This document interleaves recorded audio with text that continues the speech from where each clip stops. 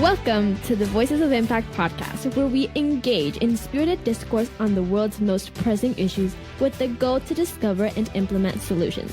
We are an ambitious youth group, and we will not settle until we have tackled every challenge our world faces. Previous generations have left us with a host of issues, but the world is ours. Join us as we learn life lessons and how to contribute to a more fair and uplifting planet. We will take the torch from older generations, learning from their mistakes. We will glean wisdom from the experiences of adults who tried to prevent us from ending up with the issues that we face today, as well as the experiences of adults who, to this day, stand alongside us, fighting the southward progression of many spiraling dilemmas. Tune in weekly as we approach these many quadrants through the lens of the United Nations 17 Sustainable Development Goals, or SDGs, for the planet. Voices of Impact is brought to you by the University of San Diego's Jacobs Institute for Innovation and Education, PPC Profit Pros, and SchoolCAST, a Cloudcast Media program to empower the voices of young students around the world. Hello everyone, welcome back to another episode of Voices of Impact. Today we're going to be discussing the SDG of Industry, Innovation, and Infrastructure, which was ranked number 4 by our World Council of Youth, a committee of global youth contributors. Industry, Innovation, and Infrastructure is one of 17 United Nations, or UN's, Sustainable Development Goals, or SDGs.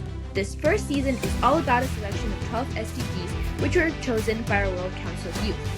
As our listeners have come to love on Voices of Impact, we're joined every week by an expert in our topic of discussion. Today is no different, and I'm sure we're all excited for it today. I'm Isabella. I'm Shane. I'm Amulya.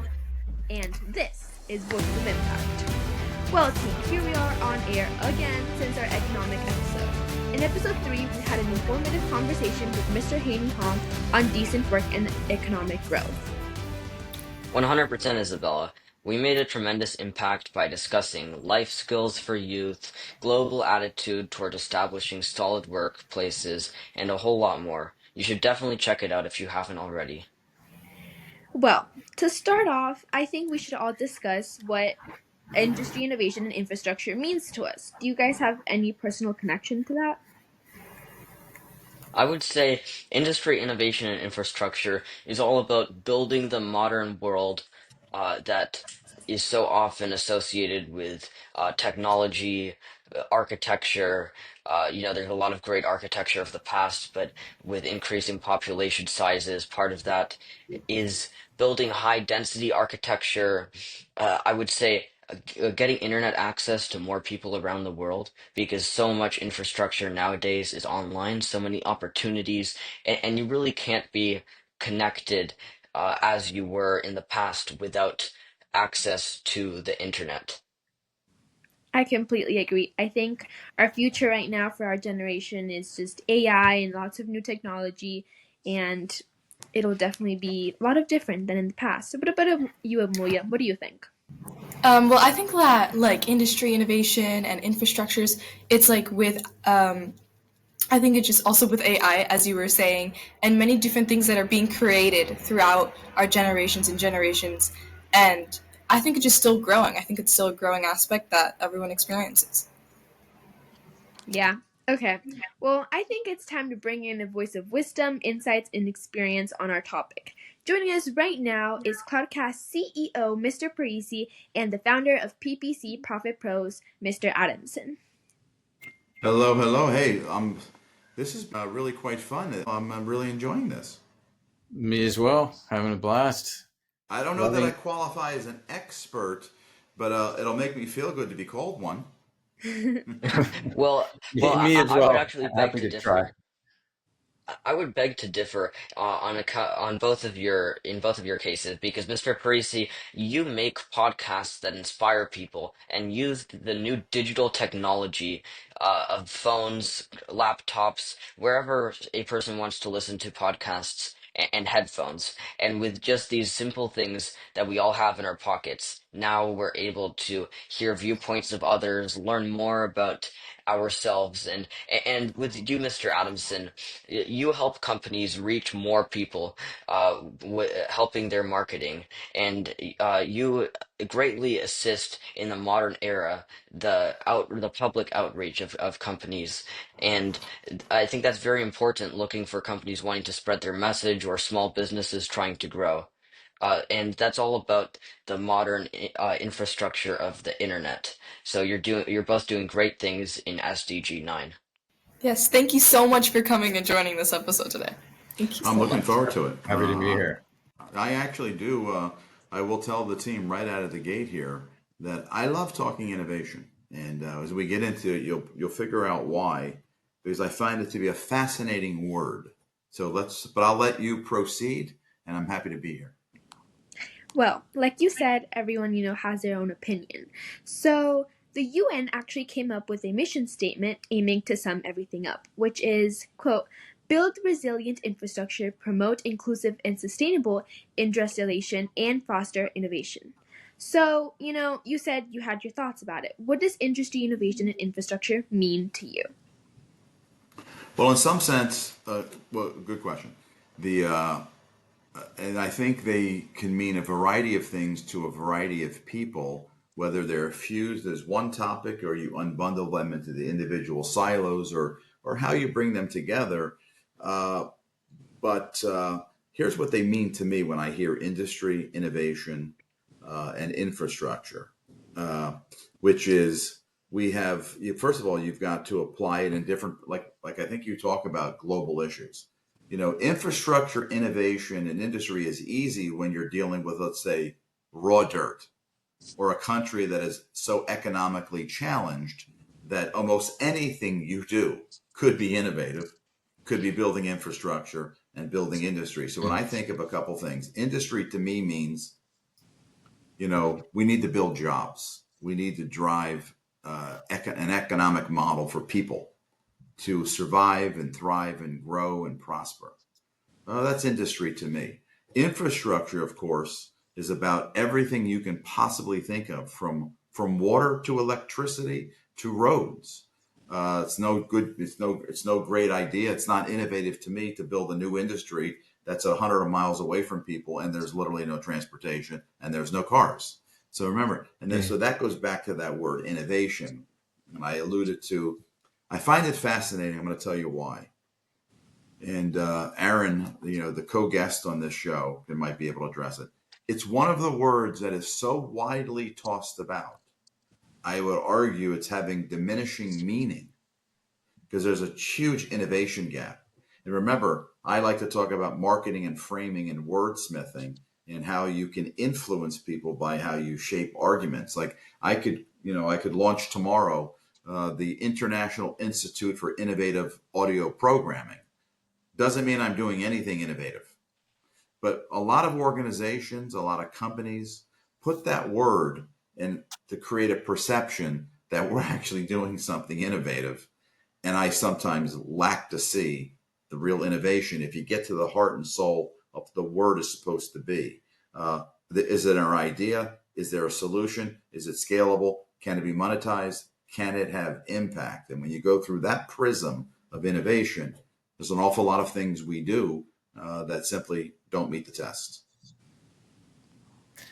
Yeah, I'd like to add to that some great points. And just to jump off of you saying doesn't meet the test, I'd like to say, there's a lot of cool stuff out there that's being played with, AI, blockchain, industry, the Internet of Things. But play is one thing, but you need to measure what you're implementing, and are you actually achieving anything while you're playing around with all this technology? Are you actually moving the needle on things and hopefully important things that drive development? So using innovation and measuring that the application of that innovation to drive sustainable development. I think So would you that's say, Mr. critical. Adamson, that would you say that it's then about not just creating these technologies, but that we need to find ways to make a philanthropic difference using them and to measure that difference. I don't know about philanthropic. I don't know pigeonhole to that level, but Helping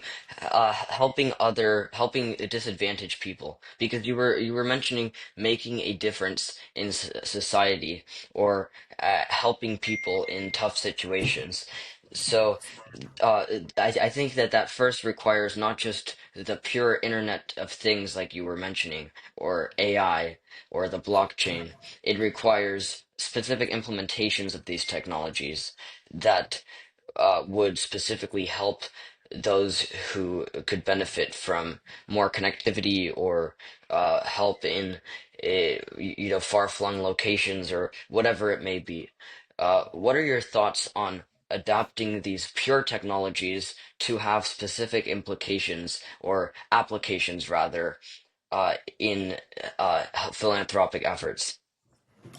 Well, was that addressed for Aaron or either one of us, Shane? I'm just throwing it out there. go Okay. ahead, jump in, Charles. I was going to say, first of all, I'm in Aaron's camp, so I want to immediately take off the philanthropic lens, and I realize it's your show, and you can throw me off the show, but I'm going to stay away from that because if we're going to talk about industry, innovation, and infrastructure, there's no need to actually put anything in a silo called philanthropy or something else. How about if we just talk about social impact, making the world a better place? Because I think there's many for-profit companies that are having better impact than some philanthropic companies. So I separate. I try to stay away from the framing and the labeling and the silos, whether it's nonprofit, for-profit, philanthropy, foundation, whatever. Let's look at what's working. And let me kind of give you a tangible example. Okay, so we're talking a lot about, global emissions, let's say from automobiles, right? It's a worldwide problem. It's local problem. And we've gone through electric vehicles as a starting point, which, truth be told, electric vehicles don't even put a dent in carbon emissions on the planet. They don't. It's an innovative idea for the auto industry, okay? And even in that case, there's really only one company that's for the most part dominating market share. So even it's questionable Tesla. how large the consumer demand actually is. But electric vehicles, have virtually no impact on the global emission problem. In theory, it's set to solve, and for a variety of reasons.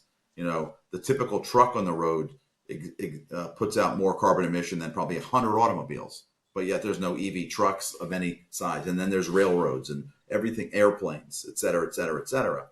So the Oh, there's key a here, Tesla Semi and Cybertruck. Do you again, think that could offer a solution here? well, so let me get back to my point. So here's an innovative idea to solve the global that would even be better than Tesla. How about if we just go back to horse and buggy? I would be able to call that an innovative idea for transportation. Honestly, I would love that. Right, I but the love question is that actually innovative? Because we're going back to an old model, and it's going to address carbon emissions in a new way. Is it scalable? So someone may say, "Hey, that's kind of an innovative idea. Let's go back to horse and buggy. We would all enjoy it, but I'd be willing to bet we'd all pretty be frustrated in short order because let's not forget why we went to the internal combustion engine and automobile because people were worried about the global impact of horses. That's how we got to horsepower and the internal combustion engine. So, in many respects, maybe we should go back to the old stuff because all this quote innovation only hurt the planet. Maybe we would have been better off staying where we were. So, I guess part of my point is there's always unintended consequences with innovation. I would make the case, the three of you grew up in this generation, that social media as a communication and networking tool, a way to communicate, was a superb innovation, which has turned out to be the most antisocial thing humans have ever created. So, unintended consequence. So, that's why, you don't always know in advance, if there's going to be good. You realize we have to accept that risk. But in some cases, innovation is never innovative. In some cases, innovations turned out to not to be innovative, But the key there, I think, is we should always try to know what's the impact we're intended. What problem are we actually trying to solve? Innovation starts there. I think the three of you all studied design thinking. What is actually the problem we're trying to solve? Or alternatively, what is some unmet consumer demand that consumers want or perhaps don't know they want, but we know they want it? So, what is in fact the Z? What's the problem? What's the need? How do we in fact do something innovative? Because so much of it, we throw the name innovative on it, and it's not. New iterations of the Apple iPhone. I'm not an expert, but I hear a lot of people that are experts say they've lost their innovation engine. They're doing these little tweaks, calling it an innovative new approach because they own the marketing and the branding. But there was nothing innovative. We throw the camera in the left corner instead of the right corner. We put a button here instead of here, and you're innovating on the fringes and not having tremendous impact.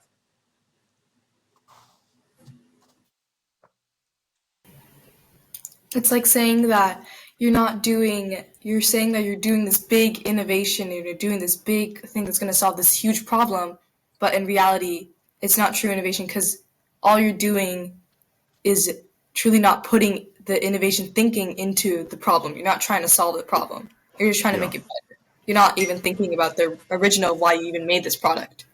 Yeah, that's exactly right. Someone told me once, and my daughter's a lawyer now, and I've shared this with her. And this was told me by a very successful attorney I was using on some project. He said, Charles, anytime a lawyer says it's clear, it absolutely is not. Anytime they say to that effect, it is not. It's framing. Well, it's pretty clear to us. It's pretty clear to all, which means it's not clear to anyone. It's a way of being persuasive. So again, I would encourage all of you to always, whenever time in the future, I hope you never see the word innovation the same way again, because it's an adjective, it's descriptive, it's persuasive, it's meant to influence, but it doesn't mean there's anything innovative happening. So that's why I would encourage you with your design thinking mindset to always wonder, well, wait a second, forget all this marketing mumbo jumbo. What's the actual problem we're trying to solve? Because and it goes back to electric vehicles. And by the way, I'm a fan of electric vehicles. There's a consumer demand there. I think it's cool. I think there's a lot of benefits, but you haven't convinced me at all that it's solving a global emissions problem, because I think the evidence is pretty stacked well against it.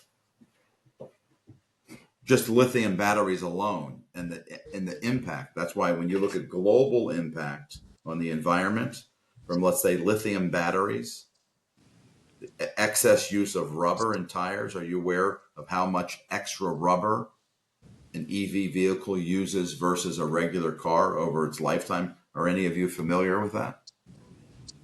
Not really. Okay. And the reason is, does anyone have an idea of why electric vehicle cars burn through tires so much faster? You know what the reason is? The weight of the car. Battery. Much heavier. Well, the weight of the car also drastically decreases rollover rates, making them safer. Yeah, no.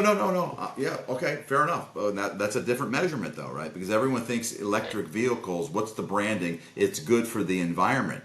Okay, now if we're saying it's good for highway mortalities and accidents, et cetera, and that's a different measurement. I'm just talking about electric vehicles as a contribution to the global, more sustainable future and less of a better Yeah, green impact. I would say they're not meeting any test I other than think just carbon emissions. you bring up an excellent point. When we make innovations, we need to be very cautious to implement them in a way that is actually addressing the reason they exist.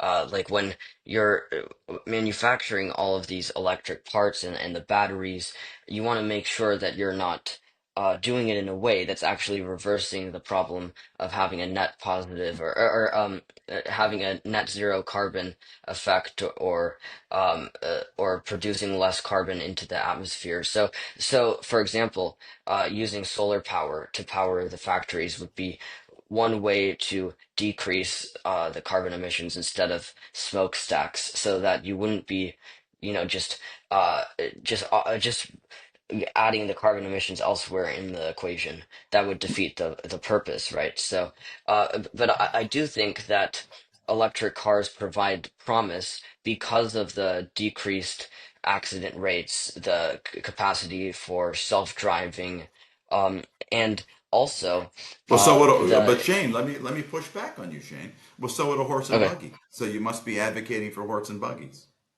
No, I'm not, because in our modern world, with such a complex system of transportation, many places to be, we don't live in as tight of a as of neighborhoods as we used to. So it's not practical to use a horse and buggy. Something else I was going to touch on is, with the self-driving capacity, we can decrease carbon emissions by getting more cars off the road, and that's electric or not, right? The production of a car is bad for the environment. But there's this idea which I'd like to ask our guests today about, which is electric vehicles that can drive themselves, while they're not being used by their owner, could actually pay the owner to let the owner. They could pay the owner to let the car drive other people. So those other people would be able to use this discounted sort of electric self-driving Uber, and it would be financially beneficial to the owners of the cars, and it would decrease the number of cars needed because each car can do more. Yeah. Yeah. Yeah, no, again, you're what you're tapping into here, Shane, is what's called the sharing economy model, that we all have assets that sit around and they're idle. Okay. So the Right. question is, how do we leverage, idle assets to potentially generate more income for a household? Obviously, Uber started it while ride sharing. Airbnb, we share physical assets called real estate. And clearly the most valuable hospitality company on the planet owns no homes, owns no apartments, owns no hotels. It's called Airbnb.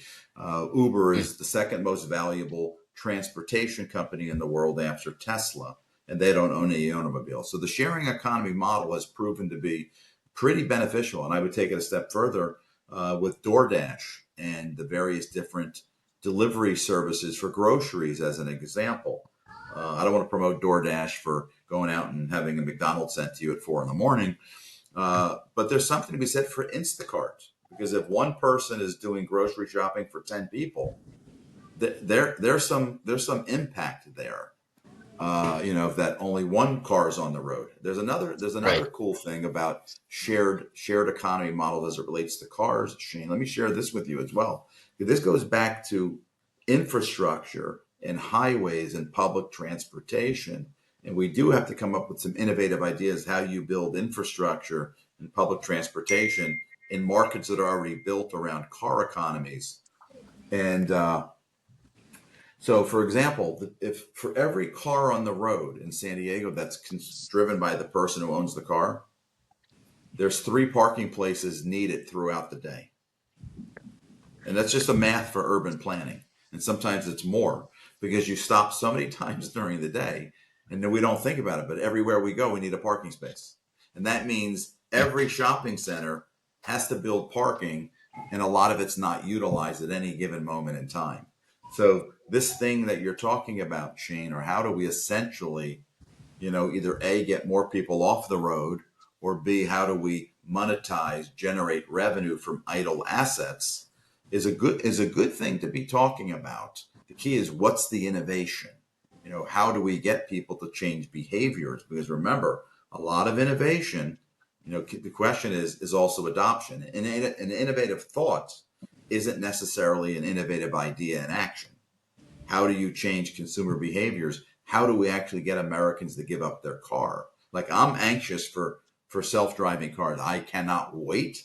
it'll be so much safer than humans driving once you get a certain to a Right. tipping point. As long as they're like 70% of the cars or whatever the number might be are self-driving, because humans are going to make far more errors than self-driving cars are going to. So True. I'm excited about that. The key is, and I'm ready to change my behavior. The key is, how do you get to those tipping points where we've got enough people saying, I'm willing to give up this thing, send me my self-driving Uber, to come get me, because I'm excited about it. But that's part of innovation, Mm. thinking about how you change consumer behaviors. We're all here in San Diego, and we have been trying for years to figure out public transportation. We cannot get people to give up their cars, but we also perhaps have not designed public transportation systems that are A, safe, and actually can get you point to point.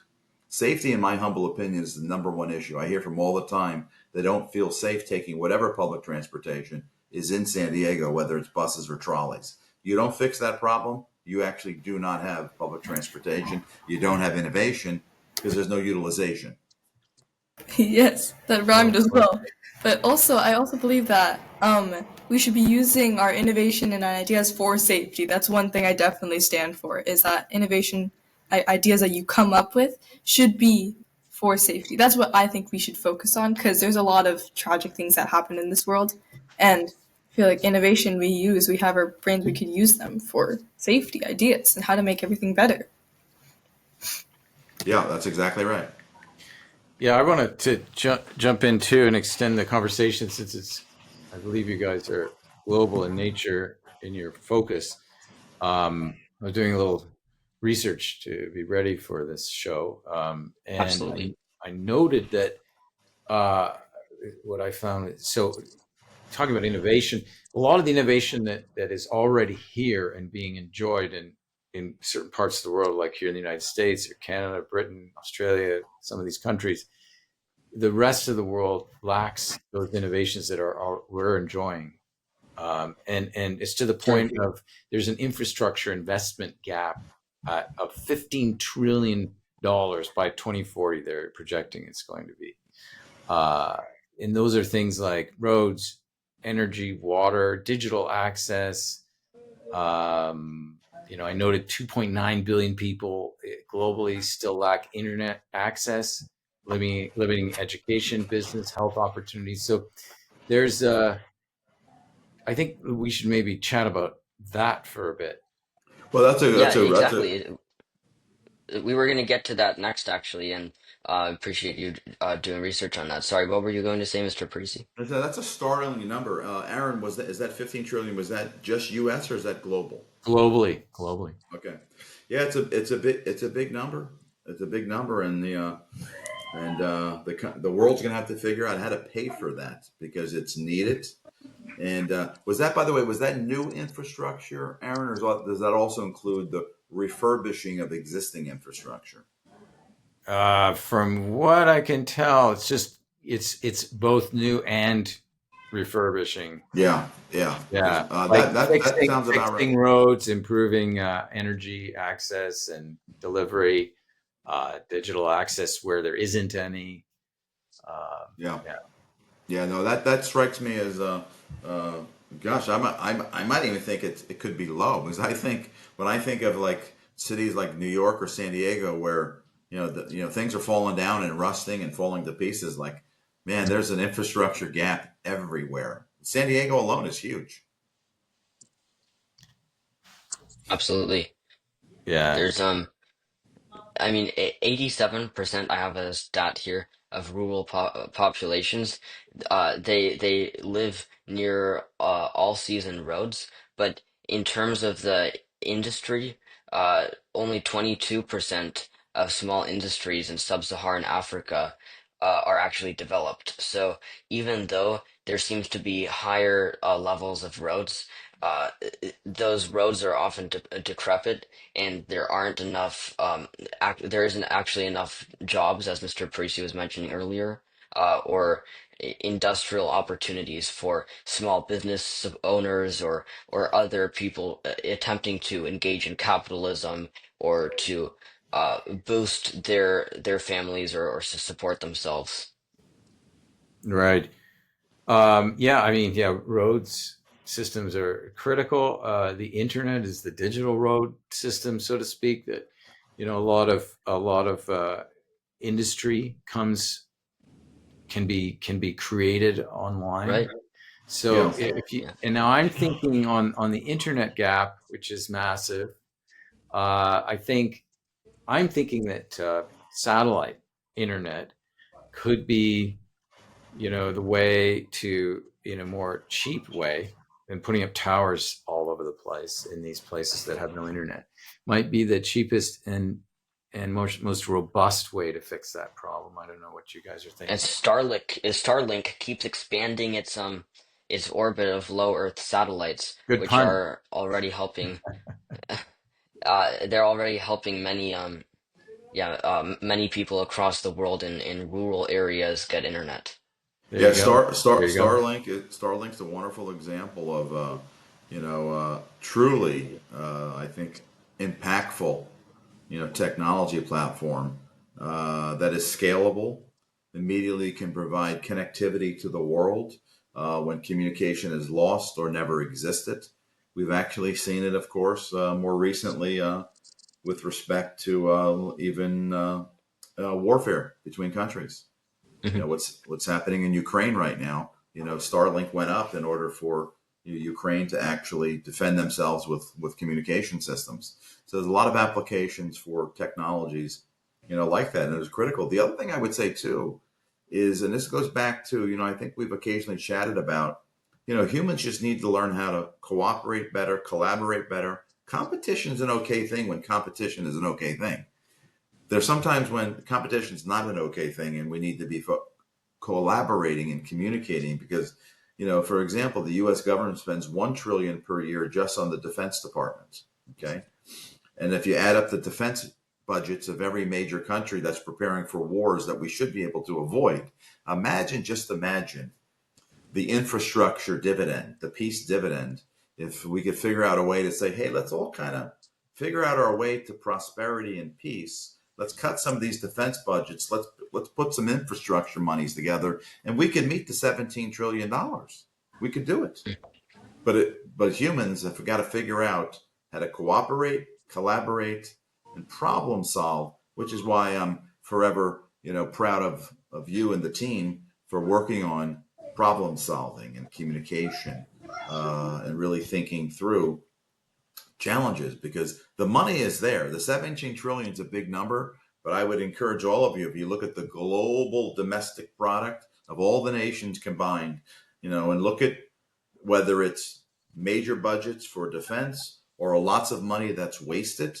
We have the money as a nation. We have the money as a community called the world to do it. I Yeah. just wanted to Yeah. add on that note, Mr. Parisi, I completely agree that I think we need to collaborate, more with other nations, because I feel like based on our topics, I could kind of like sense the pattern that, maybe us as a nation, America is like definitely evolving, on the topic like about like AI, technology, and that's going to be like our future. But I think it's also really important to not just us make progress, but I think globally, because it's not just our problem, it's everyone's problem. So I think maybe if like more countries could, maybe like set aside like their differences and just collaborate and communicate, maybe we could like help each other, solve those challenges together. I think if we Mhm. unite, we could definitely be like stronger Yeah, against Yeah. these I global couldn't challenges. agree. I couldn't agree more. And to elaborate on that, like, it makes me think about Costa Rica because I think they've got they're heading the right direction. I think more people should follow that model. In 1949, they abolished their military, and they have the first, and I think currently the only university program devoted to peace studies that I'm Mm. aware of. So, I mean, I think that's fascinating, and I think more countries should look at their model. Yeah. Hey, by the way, let's give a little credit to University of San Diego, because they may have followed the Costa Rican lead, but they do have the Joan Kroc School of Peace and Peace Studies, Peace That's Institute. true.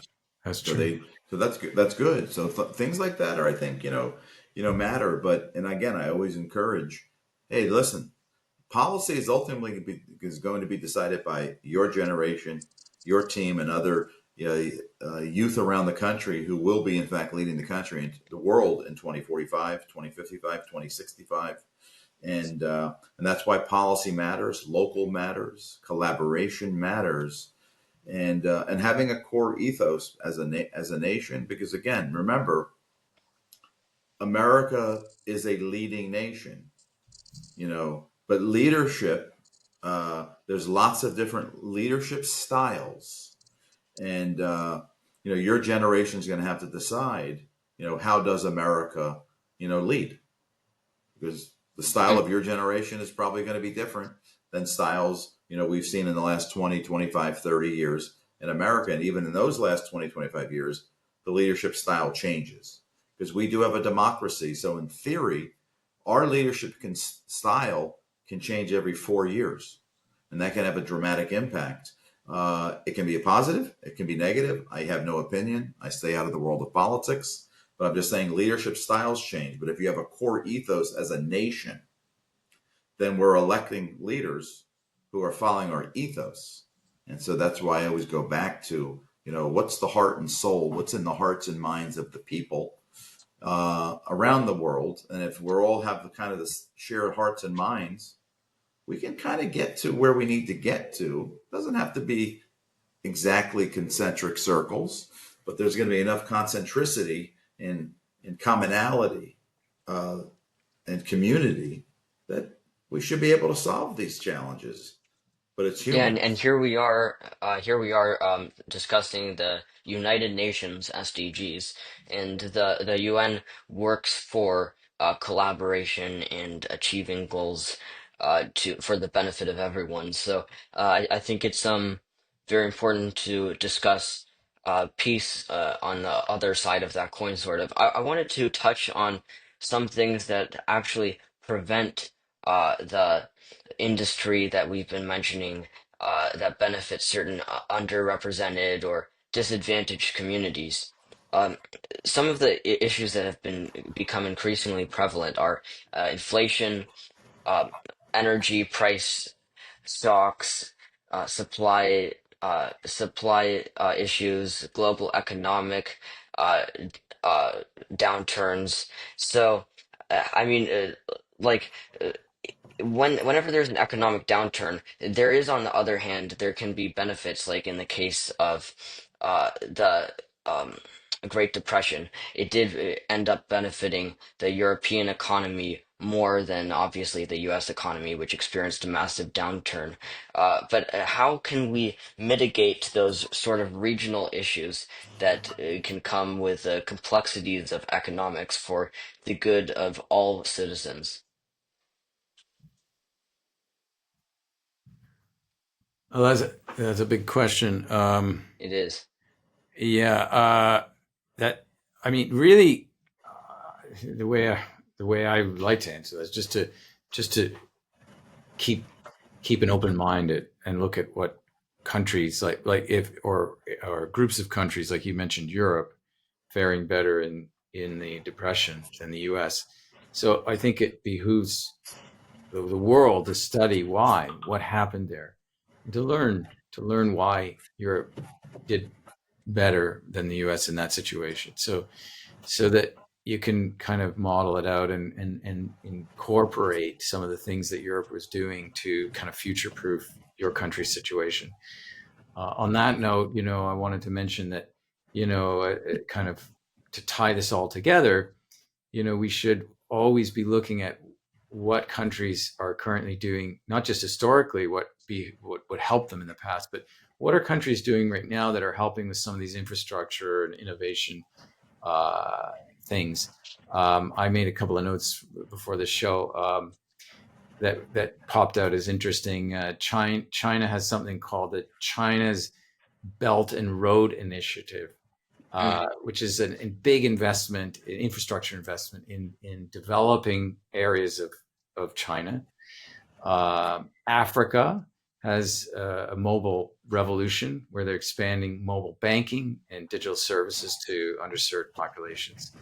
And another one that stood out as interesting was Europe's green industrial strategy, which is kind of standing head and shoulders above a lot of nations. They're prioritizing sustainable energy, eco-friendly production, that sort of thing.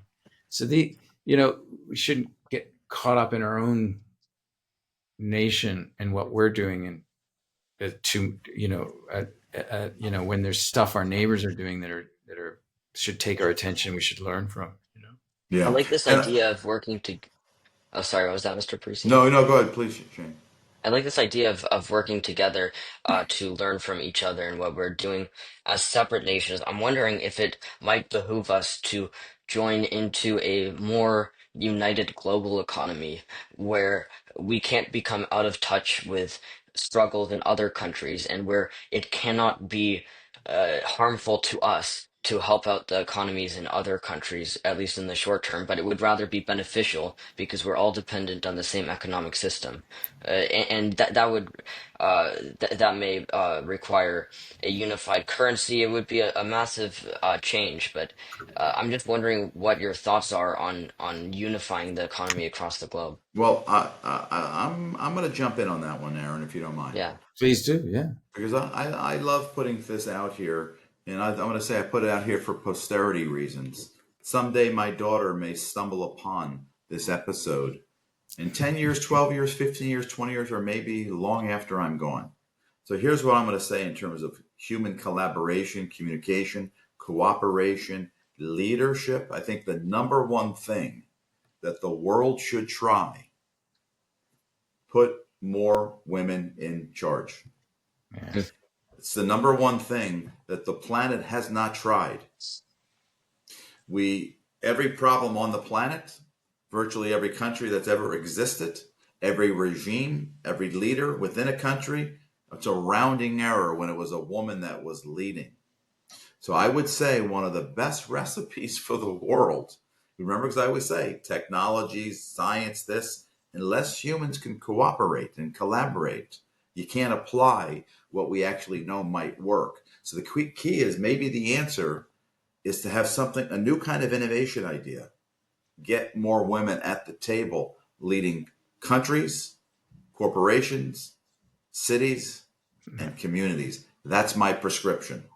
I'll leave it to Aaron now. And I want Amulya to and second. Isabella, enjoy what I just said.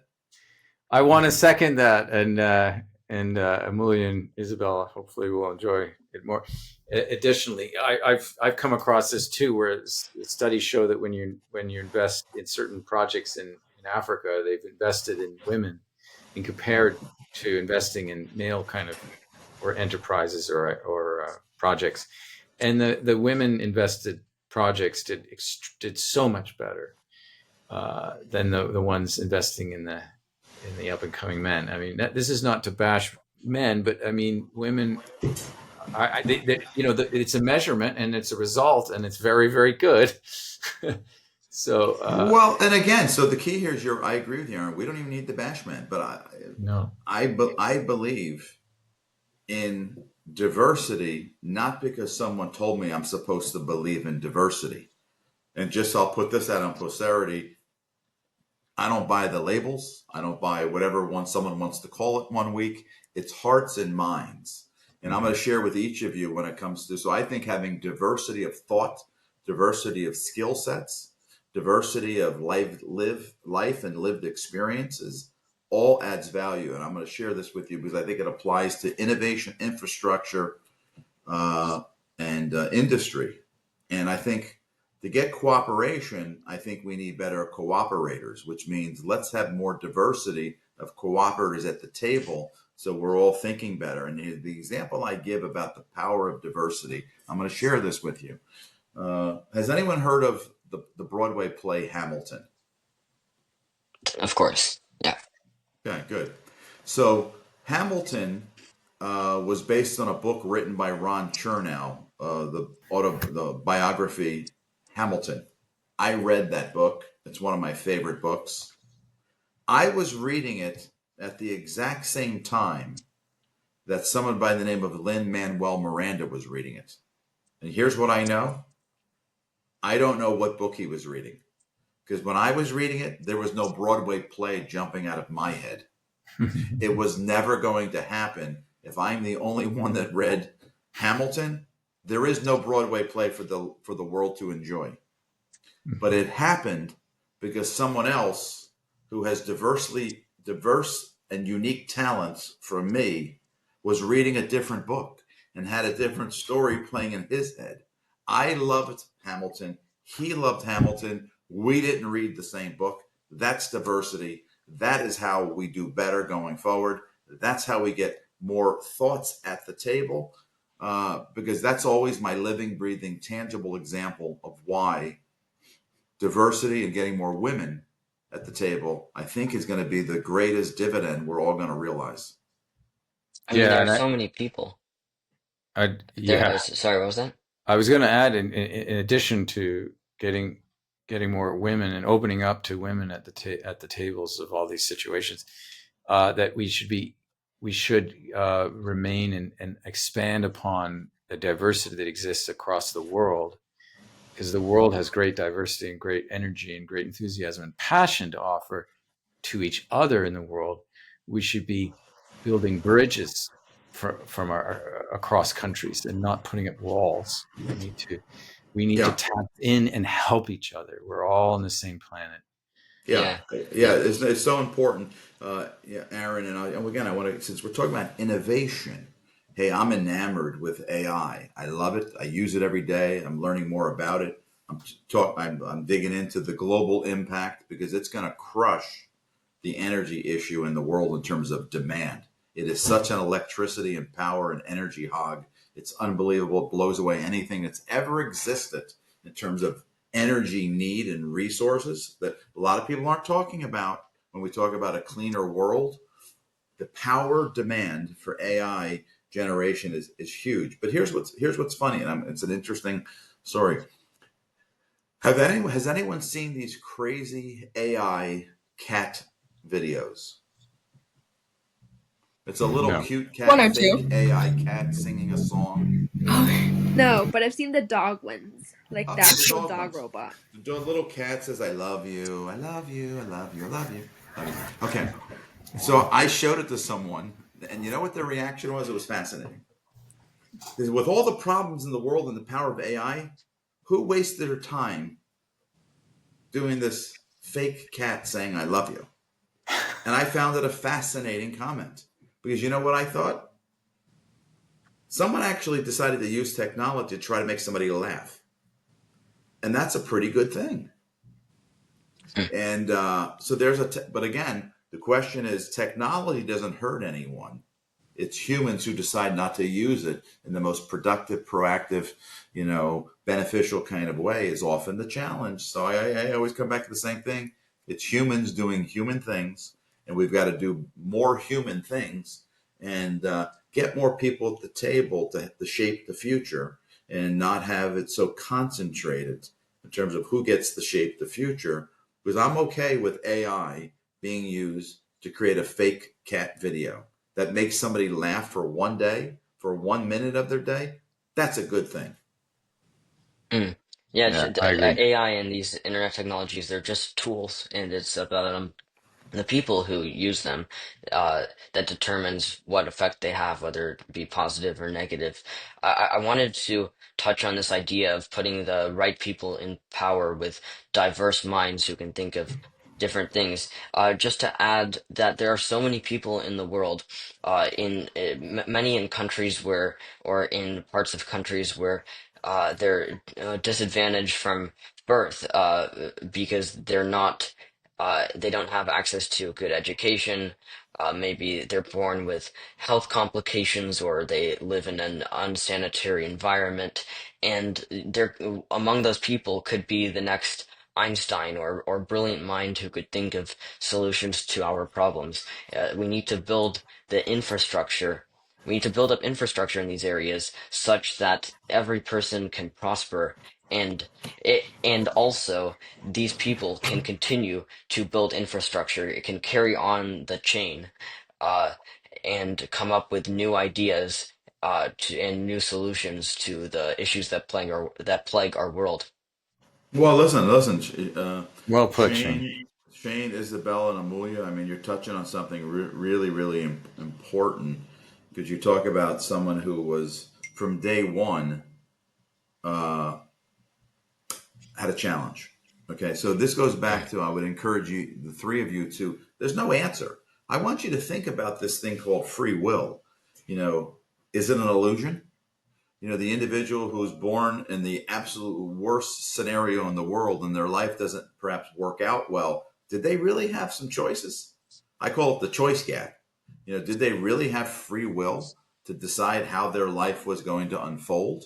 And so, one of the things I would say to that, there's no answer. It's just a philosophical observation and question for you to be thinking about.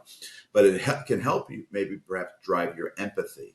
And if you start driving your empathy, and we as humans stop being so judgmental and realize sometimes we just hit the genetic lottery that A, you were born in America, two, you perhaps were born with two parents that love you. You've already hit the genetic lottery, geographic lottery about 1,000 times over. You won big.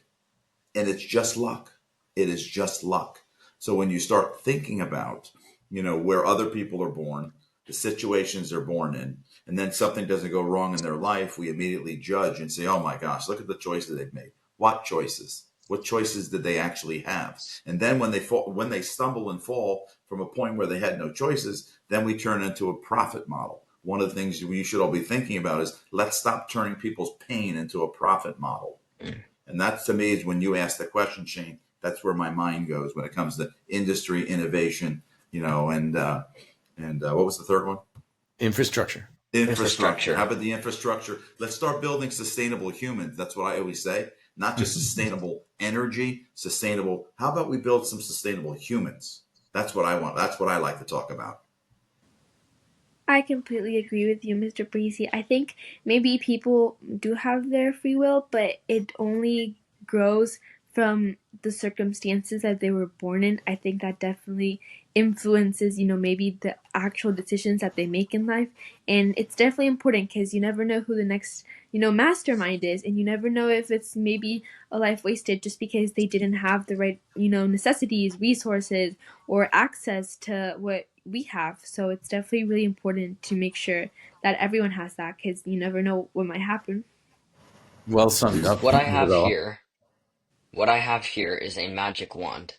And you both have brought a lot to the table today, a lot for us to think about, including the role that our generation plays in the world to come, in promoting innovation and true innovation that benefits all people.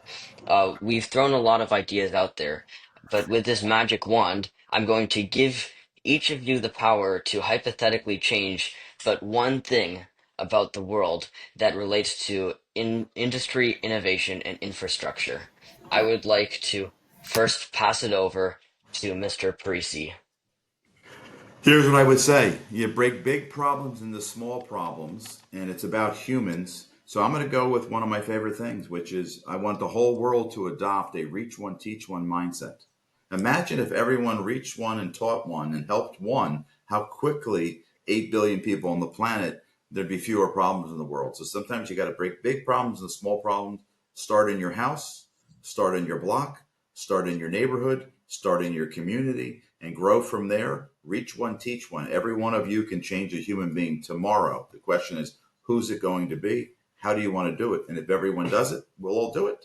And there'll be fewer problems. So that's something that listeners and viewers can take home with them to reach one person and to teach them and kind of create this chain reaction that spreads like wildfire, and a positive kind, not the kind that's plaguing us here in California, but a philosophical wildfire, if you will. Now I'd like to pass it over to Mr. Adamson. Thank you. I got it. It turned into a giraffe on my end. It tends to do that. Yeah.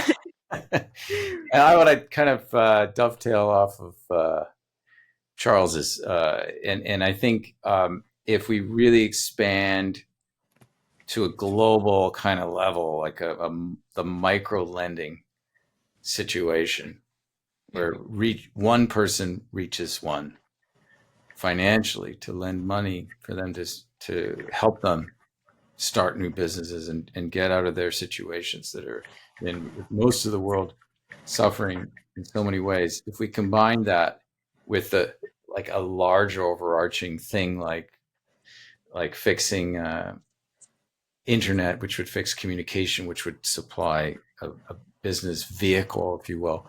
So kind of like top and tails approach, hyper local, done really big, combined with an overarching technology would be really cool to see. That's very inspiring. I would say it plays off of Mr. Parisi's idea of at the individual level trying to make a difference. May I have my wand back, by the way? Sure. Because I need to use it for more guests. Thank you very much. If you're listening or watching today, lend some money or some support to someone in a developing country to start their business, to give power to their idea. You could significantly improve their community by empowering their idea. And hey, if everyone virtually tuning in does this idea, then the entire world will have money for their ideas. Or at least once our podcast expands to that level where we have such a big following. But all jokes aside, we can really make a difference. Reach one, teach one. Well, reach one, teach one. Well said. Yeah, well put. Well, I certainly think that today was remarkable. I'm sure that all of us kind of reflected a little bit on how our decisions can go such a long way, and maybe even change someone's life. I am so glad that Mr. Parisi and Mr. Adamson, you decided to join us today. We heard your perspective on this topic, and we are so thankful about you being here today. So, do you guys... My pleasure. I really enjoyed being with you. Thank you. My pleasure as well. So many great questions and ideas I got to share. We're so thankful that you came on this podcast. Thank you so much. What a great episode. We'll be back next week with more, because our World Council of Youth has directed us to cover no poverty next. We'll dive into discussion to deliver you another episode of Voices of Impact. This episode has been produced by Isabella Wilches. Thank you for listening to Voices of Impact. We hope you enjoyed the Voices of Impact podcast, where we engage in spirited discourse on the world's most pressing issues with the